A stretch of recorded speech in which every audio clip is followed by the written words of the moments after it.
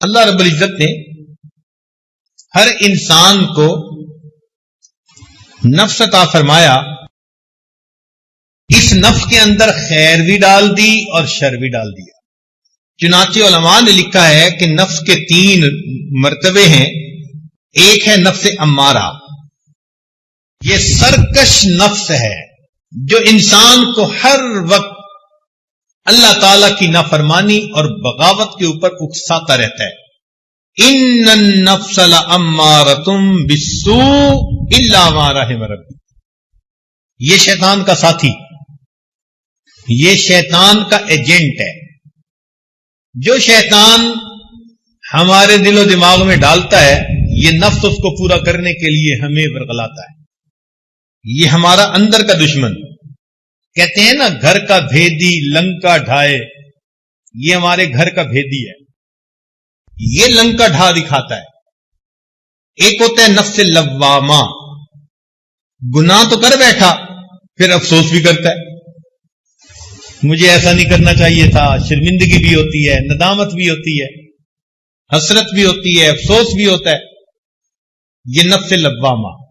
اور ایک نفس مطمئنہ، نفس مطمئنہ وہ نفس ہوتا ہے کہ جس کو اللہ کی فرما برداری ہی میں راحت ملتی ہے، وہ ہر وقت اللہ کی رضا جوئی کے لیے کمر بستہ ہوتا ہے، وہ اللہ تعالیٰ کی نافرمانی کے بارے میں سوچتا ہی نہیں، اللہ کی رضا والی زندگی کے لیے ہر وقت قدم بڑھاتا ہے۔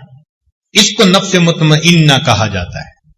یہ نفس مطمئنہ جن کو نصیب ہو جائے تو ان لوگوں کی زندگی شریعت کے مطابق زندگی ہوتی ہے۔ یہ اپنے اعضاء کی امانت کو اللہ تعالی کے حکموں کے مطابق استعمال کرتے ہیں۔ یہ وہ لوگ ہیں جو صحیح معنوں میں انسان ہیں۔ جیسے ایک مشہور واقعہ ہے، ایک نوجوان نہر کے کنارے جا رہا تھا، اس نے پانی کے اندر ایک سیب بہتا دیکھا، بھوک لگی ہوئی تھی، آگے بڑھ کر سیب اس نے کھا لیا۔ جب پیٹ میں کچھ پہنچ گیا، اب بات سمجھ میں آئی کہ یہ سیب میرا تو نہیں تھا، تو کسی اور کی ملکیت، اور میں نے تو بغیر اجازت کے کھا لیا، لہذا اب مجھے چاہیے کہ میں اس کے مالک کے پاس جاؤں، یا قیمت ادا کروں یا معافی مانگ لوں۔ چنانچہ اس نے پانی کے اپوزٹ ڈائریکشن میں اپ سٹریم چلنا شروع کر دیا۔ آگے جا کر اس کو سیب کے باغات نظر آئے، ٹہنیاں نہر تک آئی ہوئی تھیں۔ اس نے سوچ لیا کہ یہاں سے سیب گرا اور میں نے کھایا۔ باغ کے مالک کے پاس گیا، کہنے لگا میں فقیر آدمی ہوں، میرے پاس پیسے تو نہیں کہ دے سکوں، تو آپ برائے مہربانی مجھے یہ حق معاف کر دیں۔ انہوں نے کہا میں تو معاف نہیں کرتا۔ اچھا بھائی جتنا مانگتے ہیں لے لیں۔ اس نے کہا ٹھیک ہے، میں ایک شرط لگاتا ہوں، اس کو پورا کر دو، میں معاف کر دوں گا۔ کیا شرط؟ میری ایک بیٹی ہے، آنکھوں سے اندھی، کانوں سے بہری، زبان سے گنگی، ہاتھ پاؤں سے لنگڑی لولی، یوں سمجھو زندہ لاش ہے، اس سے نکاح کرو اور اس کے ساتھ زندگی گزارو۔ نوجوان حیران، عجیب آزمائش میں مبتلا ہو گیا۔ پھر اس نے سوچا کہ دنیا میں ایسی زندہ لاش کے ساتھ زندگی گزارنا آسان، قیامت کے دن اللہ کے سامنے جواب دہ ہونا یہ مشکل کام۔ دن طے ہو گیا، نکاح ہو گیا۔ جب بیوی کے پاس گیا تو دیکھا کہ وہ صحیح سالم خوبصورت ہنستی بولتی نوجوان لڑکی۔ اگلے دن سسر سے ملاقات ہوئی۔ اس نے کہا بتاؤ بھائی کہ آپ نے مہمان کو کیسے پایا؟ کہنے لگا جی کہ آپ نے تو کہا تھا کہ وہ گنگی ہے، بہری ہے، اندھی ہے، لولی لنگڑی ہے۔ اس نے کہا سنو، میری ایک ہی بیٹی تھی، میں نے اس کو دین پڑھایا، قرآن کی حافظہ، حدیث کی عالمہ بنایا۔ اب میں چاہتا تھا کہ اس کا میں نکاح ایسے بندے سے کروں کہ جس کے دل میں اللہ کا خوف ہو، تقوی ہو جس میں۔ جب تم ایک سیب کی خاطر مجھ سے معافی مانگنے آئے تو میں نے ڈیسیژن لیا کہ اس نوجوان کے دل میں اللہ کا بڑا خوف ہے، اور جس کے دل میں اللہ کا خوف ہو وہی بیویوں کے حقوق ادا کر سکتا ہے۔ اس لیے میں نے کہا، اس نے کہا مگر آپ نے جو بیٹی کے بارے میں بتایا وہ چیزیں تو ٹھیک نہیں تھی۔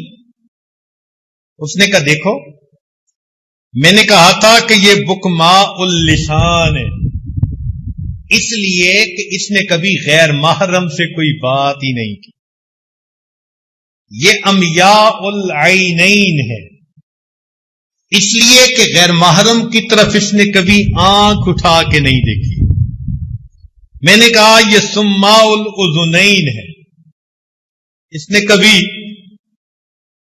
غیر محرم کی شر والی باتیں ہی نہیں سنی۔ میں نے کہا یہ کسیحۃ القدمین ہے، اس کے دونوں پاؤں فالج زدہ، اس لیے کہ میری اجازت کے بغیر گھر سے کبھی نکلی ہی نہیں۔ ایسے بھی تو لوگ زندگی گزار گئے۔ یہ ہیں صحیح معنوں میں انسان کہ جن کے جسم کا ایک ایک عضو اللہ رب العزت کی رضا کے مطابق استعمال ہوتا ہے۔ عبداللہ بن مبارک رحمۃ اللہ کو ایک عورت ملی جو ہر بات کے جواب میں اللہ کے قرآن کی آیت پڑھتی تھی۔ امام ربانی مجدد ثانی رحمۃ اللہ علیہ فرماتے ہیں اس امت میں ایسے بھی لوگ گزرے ہیں کہ ان کے گناہ لکھنے والے فرشتے کو 20 سال تک کوئی گناہ لکھنے کا موقع ہی نہیں ملا۔ یہ صحیح معنوں میں انسان ہے جن کا ہر عمل اللہ تعالی کی مرضی کے مطابق، ان کے ہر عمل پر ان کے سینے میں نور بھر دیا جاتا ہے۔ یہ ایمان کا نور، اعمال کا نور، یہ قیامت کے دن ان کے کام آئے گا۔ اس نور کے ساتھ پھر یہ لوگ زندگی گزارتے ہیں۔ افمن کان میتا فاحییناہ وجعلنا لہ نور یمشی بہ فی الناس، اللہ تعالیٰ ان کو ایک نور عطا فرما دیتے ہیں، اس نور کے ساتھ وہ اللہ کے بندوں میں دین کا کام کر رہے ہوتے۔ ایک جگہ فرمایا افمن شرح اللہ صدرہ للاسلام فہو علی نور من ربی، دیکھا آخر وہ جس کے سینے کو ہم نے اسلام کے لیے کھول دیا وہ اللہ کی طرف سے ایک نور پر ہوتا ہے۔ یہدی اللہ لنورہ من یشاء، اللہ جس کو چاہتا ہے اپنی نور کی طرف رہنمائی عطا فرمائے۔